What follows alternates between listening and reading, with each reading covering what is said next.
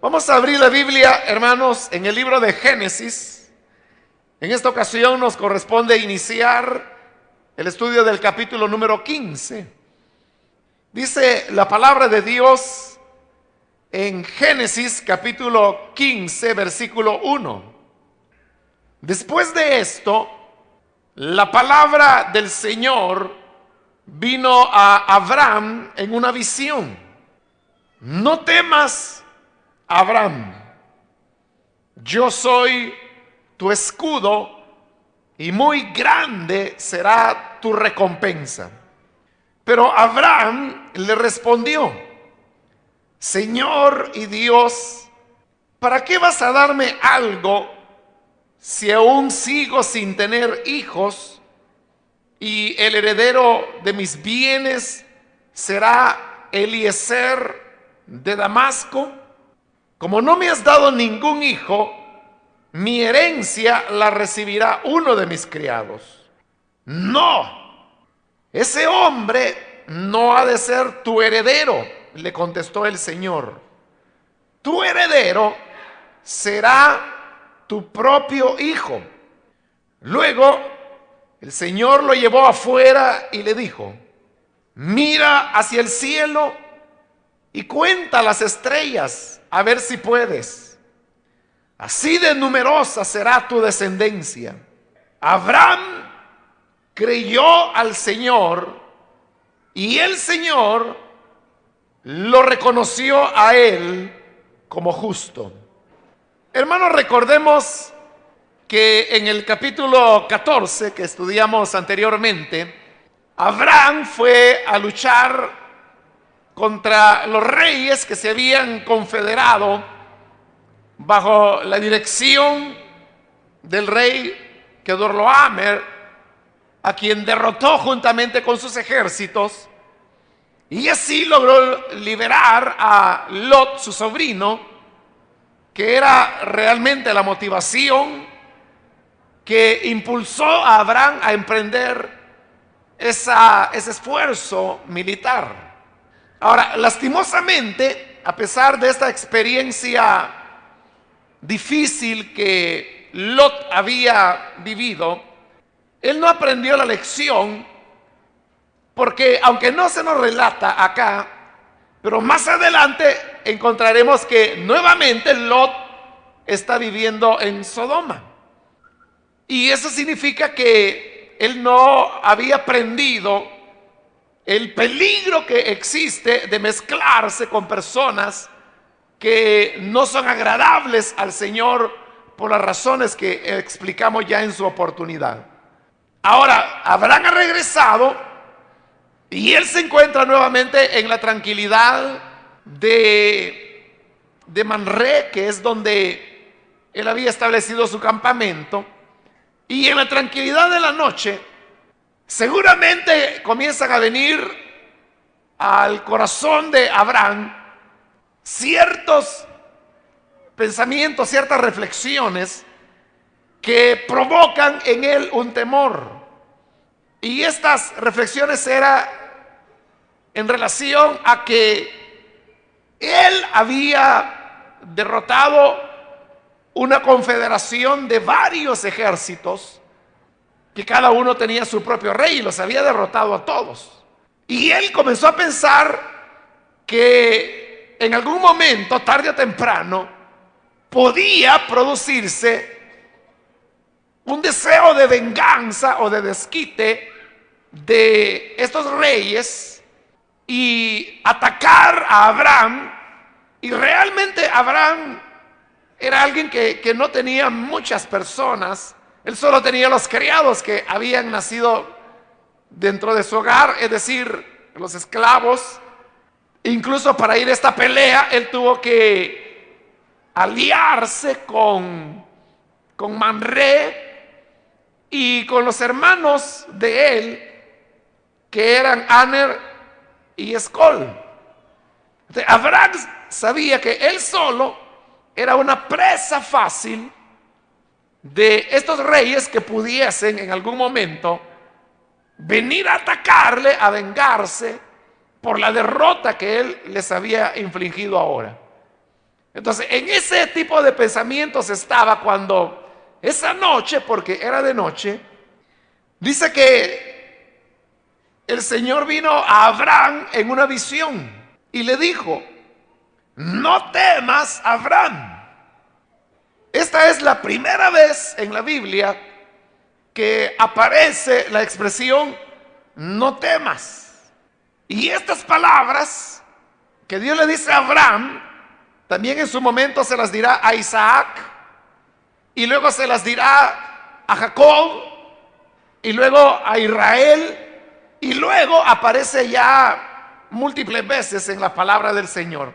Pero esta es la primera vez que Dios pronuncia esas palabras: no temas. Pero cuando esas palabras vienen de parte de Dios, realmente son palabras que dan seguridad, dan fuerza, dan ánimo.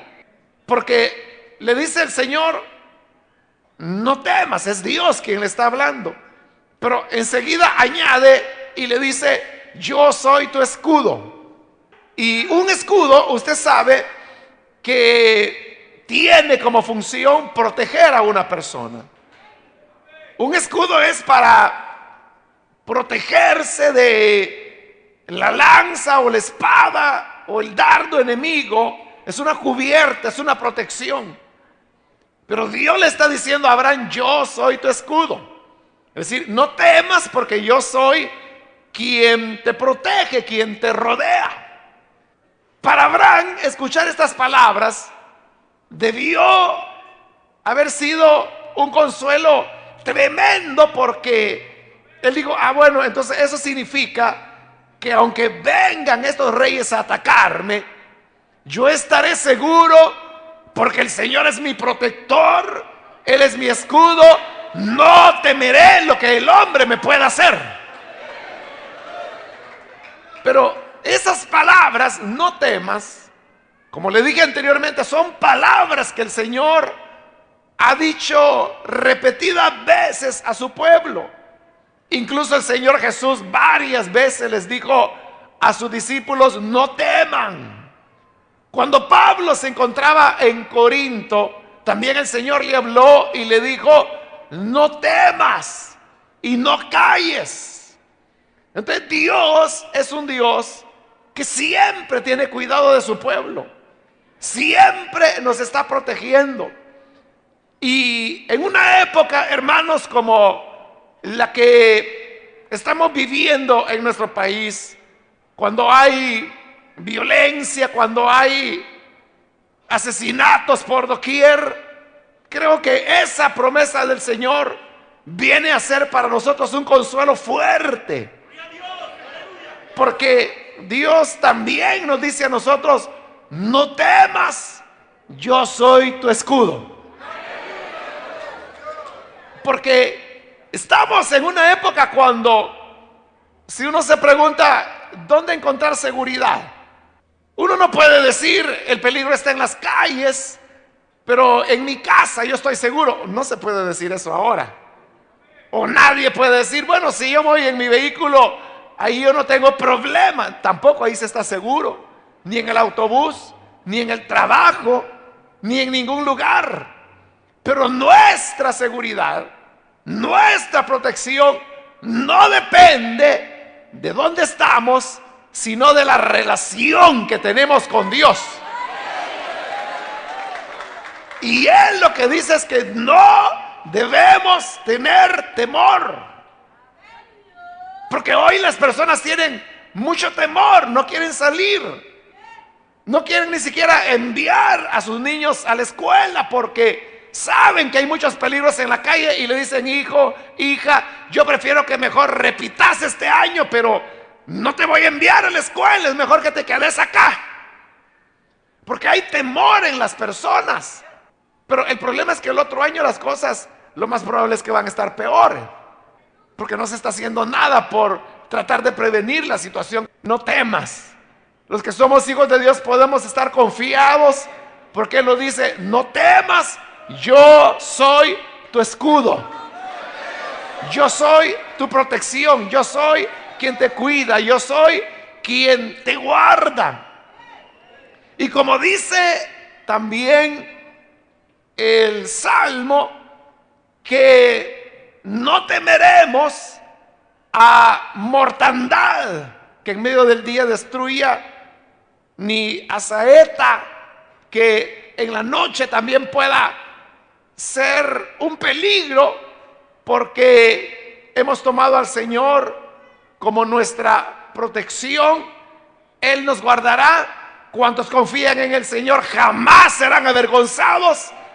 De manera que, al igual que Abraham, tomemos aliento en saber que aunque no tenemos la capacidad de defendernos, aunque seamos humanamente débiles, tenemos un Dios que es fuerte y que nos dice: soy tu escudo, no temas. Pero había más que Dios quería decirle a Abraham. Y le dice: y muy grande será tu recompensa.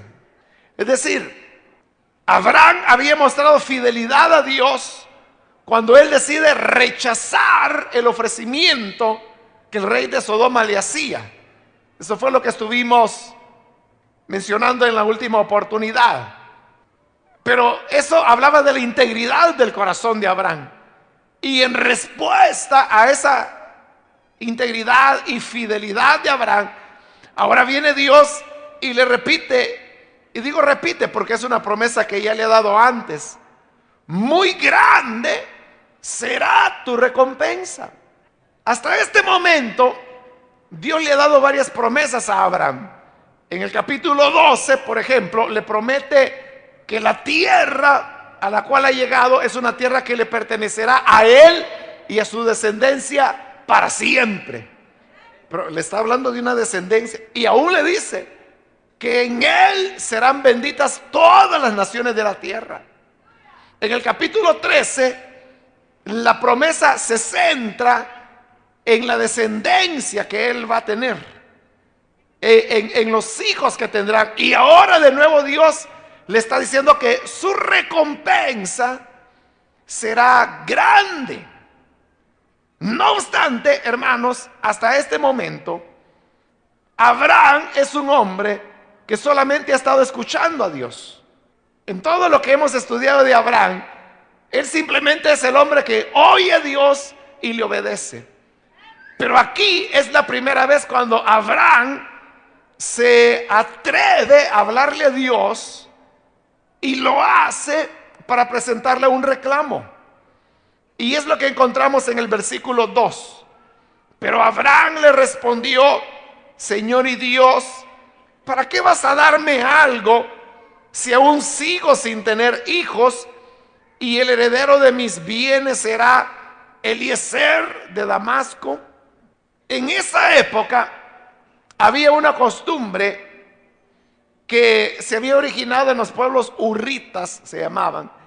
Y la costumbre consistía en que cuando una persona tenía muchas propiedades y sabía que ya era de muchos años y que la muerte estaba cerca y no tenía hijos para que él pudiera dejar su herencia, entonces había un mecanismo legal por el cual esa persona podía adoptar a uno de sus esclavos, para que cuando él muriera, su esclavo se quedaba con todo lo que había sido de su amo.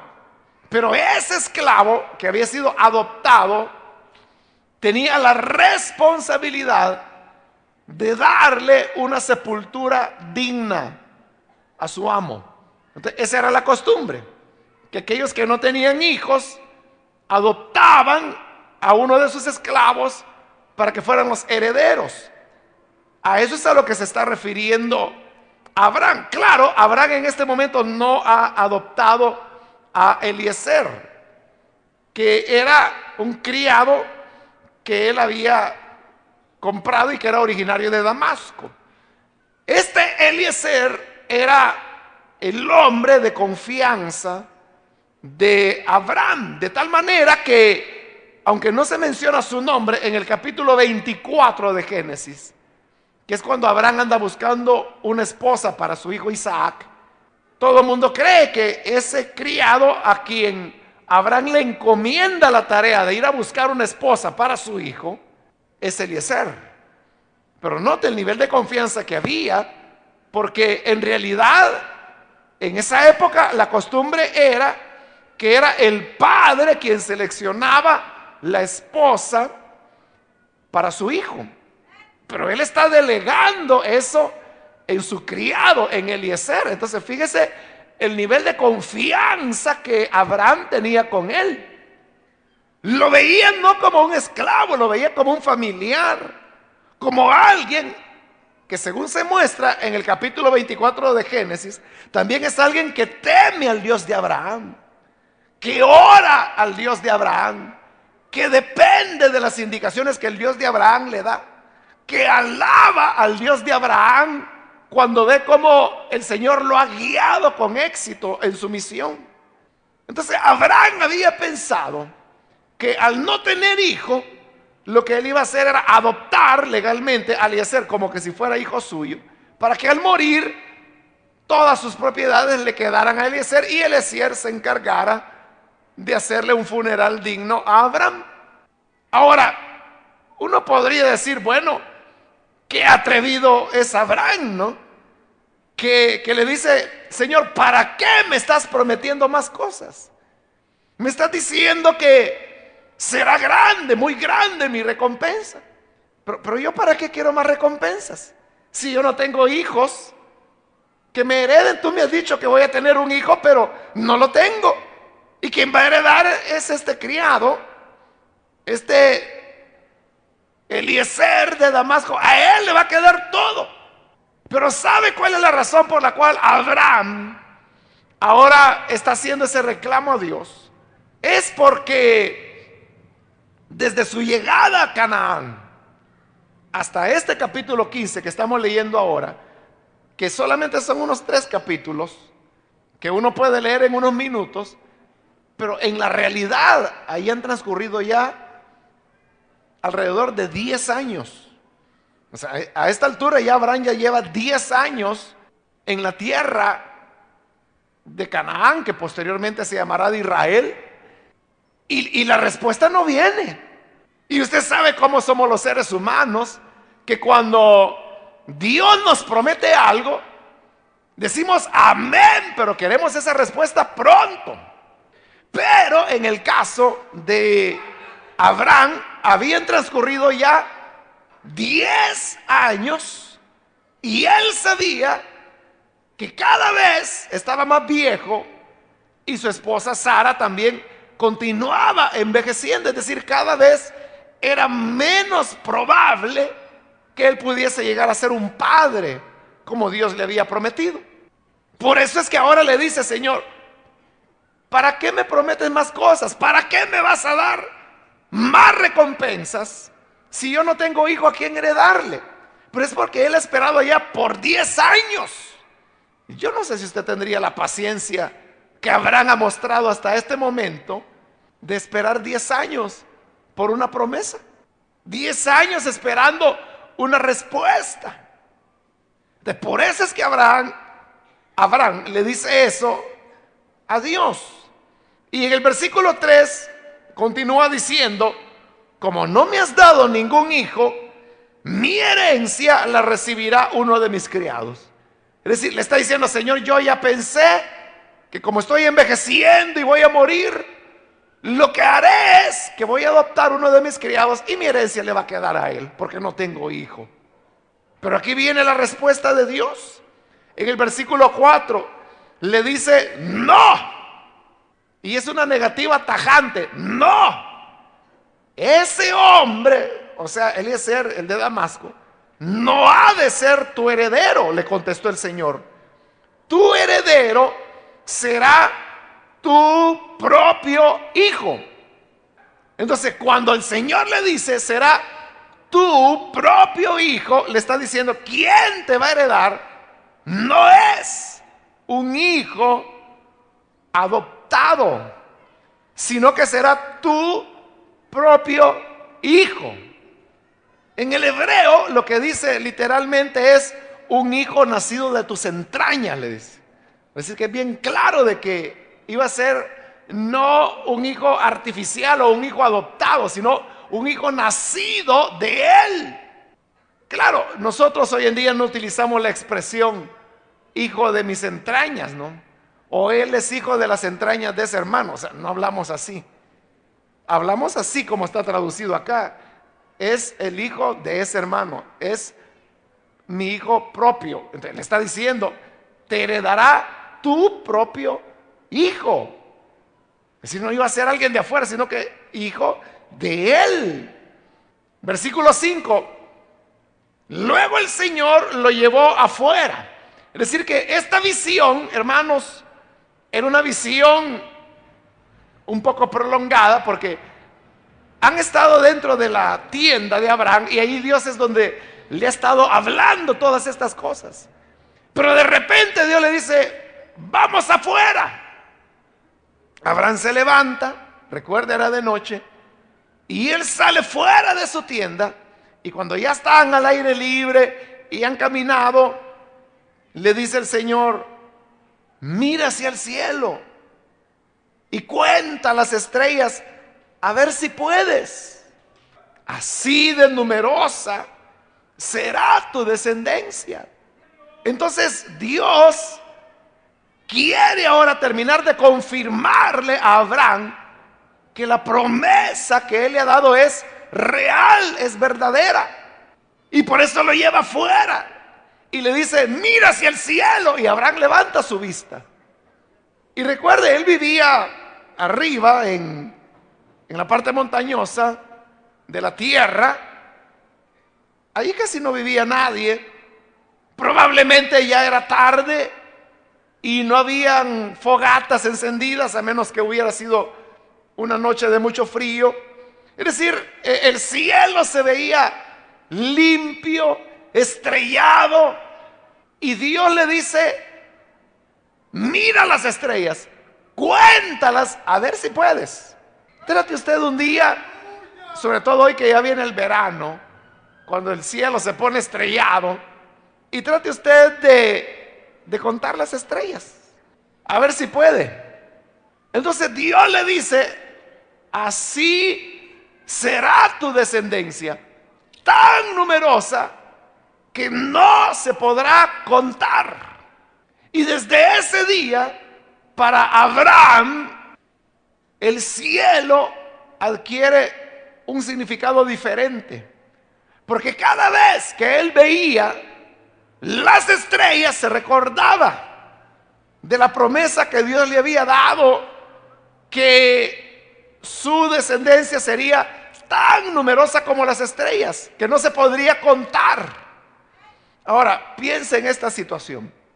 Abraham allí se está acercando ya a los 100 años de edad. Su esposa está ya acercándose a los 90 años de edad. Para colmo, toda la vida ella ha sido estéril, nunca ha tenido un hijo. Ni cuando tenía 20, ni cuando tenía 30, no tenía hijos, era estéril.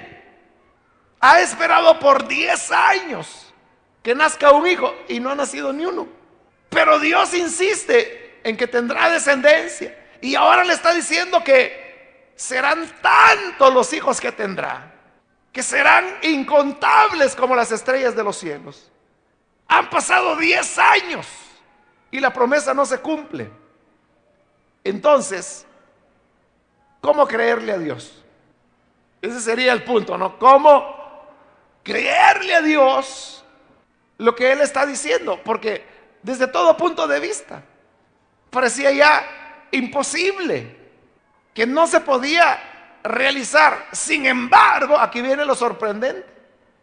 Y es el versículo 6, donde dice, Abraham creyó al Señor. O sea, así de simple, aunque no es simple, pero así lo dice la Biblia. Abraham le creyó al Señor. ¿Y qué le creyó? Le creyó lo que le estaba diciendo. que él tendría tantos hijos que no se podrían contar, como las estrellas de los cielos. Y de ahí en adelante, Abraham no volvió a mencionar el tema que un esclavo le iba a heredar, sino que le creyó a Dios que tendría muchos hijos. Como le digo, era un creer contra toda probabilidad. Por eso es que cuando el apóstol Pablo escribe su carta a los romanos y habla de la fe de Abraham, dice que él creyó en esperanza contra esperanza. Es decir, todas las posibilidades eran contrarias. Pero a pesar que las posibilidades eran contrarias, él creyó a Dios. Y dice, y no se debilitó en la fe al considerar su cuerpo, que era ya como muerto. Él no se puso a pensar, bueno, tener tantos hijos como las estrellas requiere una vida larga, pero mi cuerpo ya está envejecido, ya me estoy aproximando a la muerte. Y entonces, ¿cómo podré tener tantos hijos? Dice, no se debilitó considerando su cuerpo, sino que por el contrario, lo que comenzó a hacer, dice, es a alabar a Dios y a darle gracias. Porque le creyó a Dios lo que Dios le había prometido. Y luego dice el mismo versículo 6, y el Señor lo reconoció a él como justo. Este versículo 6 del capítulo 15 de Génesis es utilizado por el apóstol Pablo cuando escribe su carta a los romanos, cuando escribe su carta a los gálatas, y también es utilizado por Santiago. O sea, ellos hacen cita de este pasaje, y en cada una de esas citas es un capítulo entero que se dedica sobre la base de este versículo. Porque en este versículo encontramos lo que es la justificación por la fe, es decir, la salvación que viene por medio de la fe. Entonces, Abraham le creyó a Dios, aunque lo que Dios le estaba diciendo era increíble, simplemente un imposible. Pero viene Abraham y le dice, bueno, Señor, yo sé que humanamente esto es imposible, pero si tú lo dices, yo lo creo.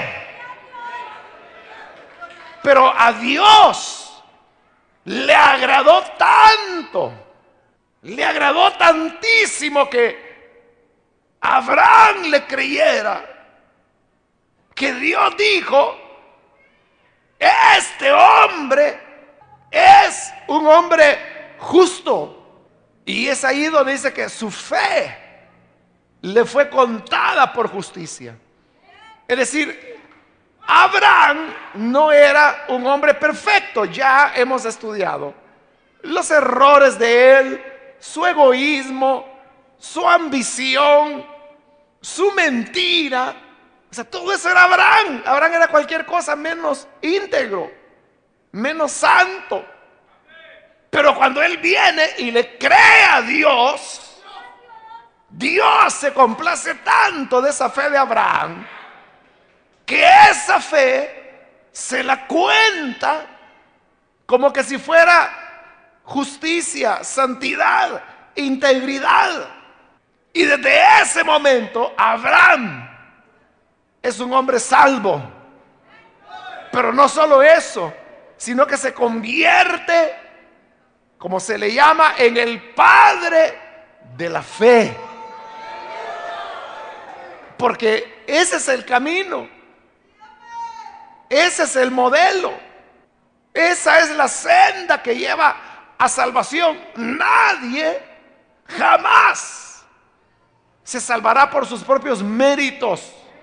No se trata de las obras que podamos hacer, no se trata de ¿Cuál es, hermanos, nuestras obras, lo que hacemos o lo que no hacemos, lo que hemos empezado a hacer o lo que hemos dejado de hacer? No depende de eso, sino que depende de la fe, porque sabe, no hay nada mejor, nada que honre más a Dios que creerle, creer su palabra. Es todo lo que Abraham hizo. Dios le dijo, mira hacia el cielo, y Abraham vio. Cuenta las estrellas si puedes. Así de numerosa será tu descendencia que no se podrá contar.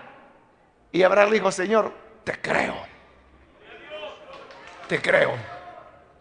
Aunque llevaba 10 años esperando. Y todavía le faltaban más. Pero le dice, te creo. Le faltaba más del doble todavía que tenía que esperar. Pero al decirle, te creo, eso le agradó tanto a Dios que lo declara justo. Su fe le fue contada por justicia. Y cuando Pablo y Santiago toman este pasaje y lo utilizan en el Nuevo Testamento, lo utilizan para explicar que así es como los seres humanos podemos tener la esperanza de la salvación, por creerle a Dios. Entonces, hay personas que están muy equivocadas en cuanto al camino de salvación. Entonces dicen, no, está bien las iglesias evangélicas, vaya, las respeto, pero yo no comparto lo que ellos dicen, porque ellos dicen que con creer, que con el simple hecho de creer ya uno se salva, pero yo creo que no es así. Yo creo que uno tiene que ganarse su salvación. Uno tiene que trabajar, uno tiene que agradar a Dios, uno tiene que ser santo, uno tiene que hacer obras buenas. Entonces están queriendo comprar la salvación y eso ofende a Dios. Pero en cambio el creerle a Dios le honra y le agrada a Dios. Sobre todo porque Él ha dicho que somos salvados no por obras que podamos hacer, sino por la fe que hay en nuestro corazón. Entonces decir, no, creer no es suficiente. Hay que obrar, hay que guardar los 10 mandamientos. Eso es decir, Dios miente. Es una ofensa a Dios. Pero si uno cree, entonces allí es donde la salvación se opera. De manera que Dios lo que espera de nosotros es que creamos. Allá en el Evangelio de Juan, en el capítulo número 6, la multitud seguía a Jesús, porque el día anterior les había dado de comer pan, les había multiplicado los panes y los peces, y querían que les diera almuerzo otra vez ese día. Entonces, iban detrás de Jesús, pero Jesús viene y le dice, ustedes me buscan porque el día de ayer comieron. Pero yo les digo, trabajen no por la comida que perece, sino que trabajen por la comida que a vida eterna permanece. Entonces le dijeron ellos, está bien, pero entonces ¿qué señal haces? Porque Moisés envió pan del cielo para el pueblo. ¿Y tú qué te vas a dar para que creamos en ti? Y viene el Señor y le dice, es cierto, Abraham les dio el maná al pueblo y comieron del maná, pero murieron. En cambio, el que coma del pan que yo le daré, vivirá eternamente.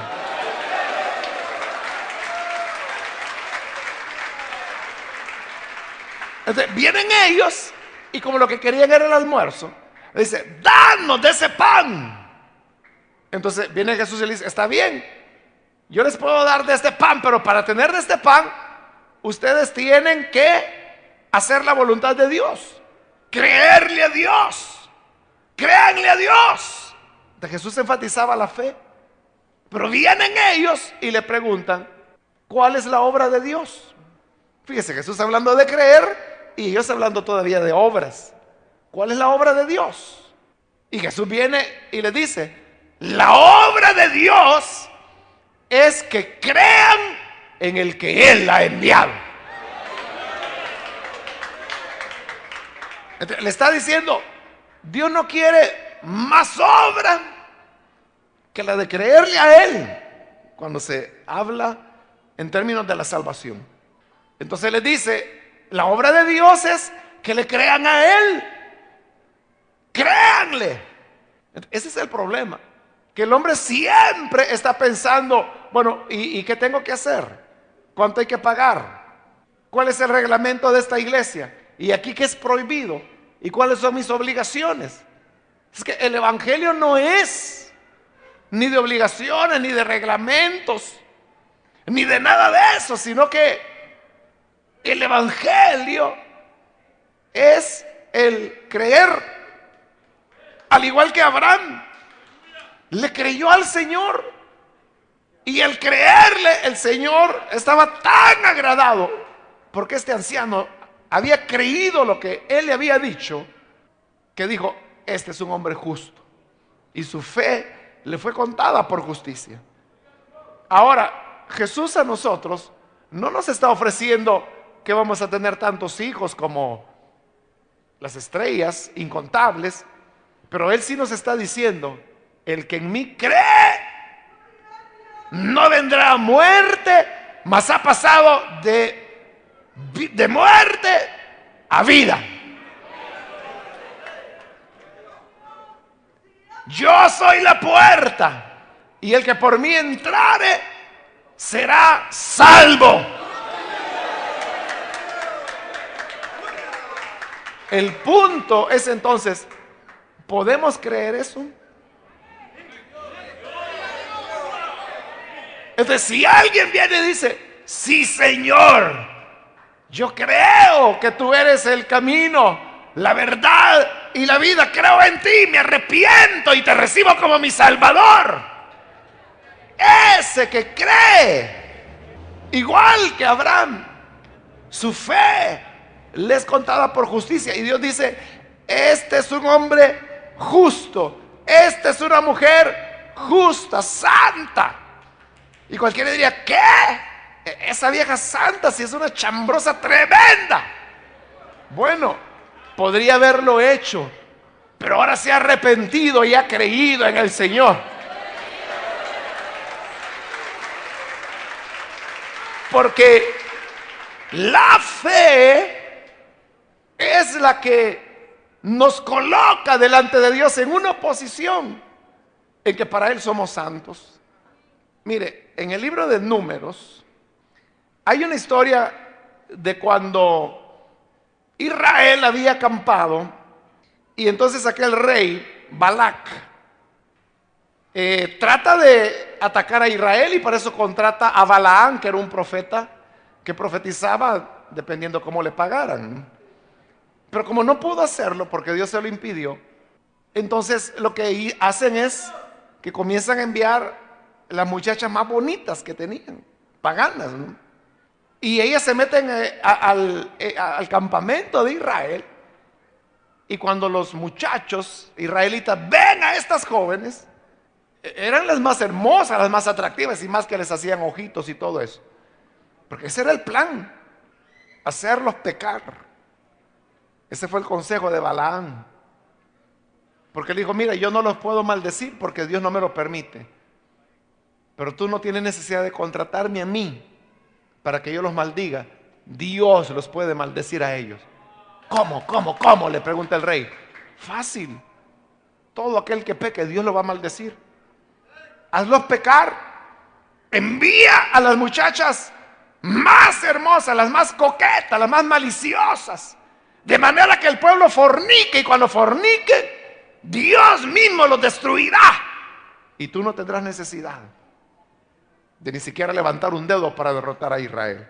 Siguen el plan, envían las jóvenes y efectivamente los muchachos ven a las muchachas paganas con poca ropa y todo eso.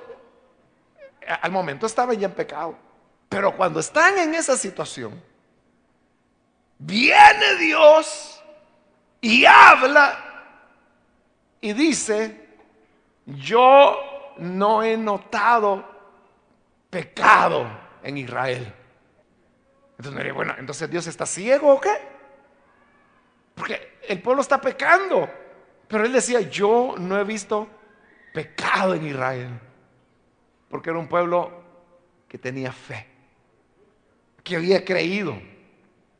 Claro, todo aquel que cree y peca cosecha las consecuencias. Y por eso es que comienza el juicio de Dios. Y se recuerda de aquel Finés, es el hijo de Aarón, ¿no? Que ve, ahí estaban platicando, ¿cómo vamos a hacer para resolver este problema? Cuando de repente pasa un muchacho judío que traía de la mano a una pagana y se fue a encerrar en la habitación. Y este Finés se llena de tal indignación que agarra una lanza y entra en la tienda donde se habían metido ellos, y de un solo golpe los atraviesa y los enclava en la tierra, y ahí los mata a los dos. Entonces Dios dijo, he visto el celo de Finés, y por ese celo yo perdono a Israel. Claro, pero aquel pagó las consecuencias, ¿no? Porque el pecado siempre trae las consecuencias. Entonces, ese es el punto. Que Dios no nos ve por lo que somos, sino que ve a su Hijo en nosotros. Porque nuestra fe nos es contada por justicia. ¿Cuál es el camino de la salvación? El camino de la salvación es creerle a Dios. Y por ello, aquellas personas que todavía no han recibido a Jesús, yo le digo, créale a Dios. Y si usted me pregunta, ¿y qué le voy a creer? Bueno, lo que Dios ha dicho es que en su Hijo, Jesús, está la vida. Y que todo aquel que en Él cree no vendrá a condenación, sino que ha pasado de muerte a vida. Si usted cree eso, si usted dice, te creo, Señor, eso complacerá de tal manera, a Dios le agradará tanto, que lo declarará salvado, salvada, por haberle creído a Él. Y nosotros, hermanos, que ya estamos dentro del Evangelio, tengamos eso claro, que el asunto de nuestra salvación es ya un asunto completado, terminado. O sea, aquí no estamos viendo a ver si logro la salvación, a ver si al final el Señor no me manda al fuego eterno. Si tú crees, tu fe te es contada por justicia. Si es que considero que no soy lo suficientemente bueno, considero que fallo en muchas áreas, ¿seré hijo de Dios? Si tú crees, tu fe te es contada por justicia. Eres justo a los ojos de Dios. Abraham no era perfecto, y ya vamos a ver que él seguirá cometiendo todavía errores. No era perfecto. Ya está a punto de cometer un adulterio, y lo va a hacer. Y eso es pecado. Pero Dios ya ha dicho, Él es justo. ¿Pero por qué? Porque le creyó a Dios. La fe es la que nos hace justos delante de Dios. ¿De qué otra manera podemos presentarnos justos y rectos delante de Dios? De ninguna otra manera. Solamente por creerle a Dios. Créale usted y verá cómo su fe le será contada por justicia. Vamos a orar, vamos a cerrar nuestros ojos.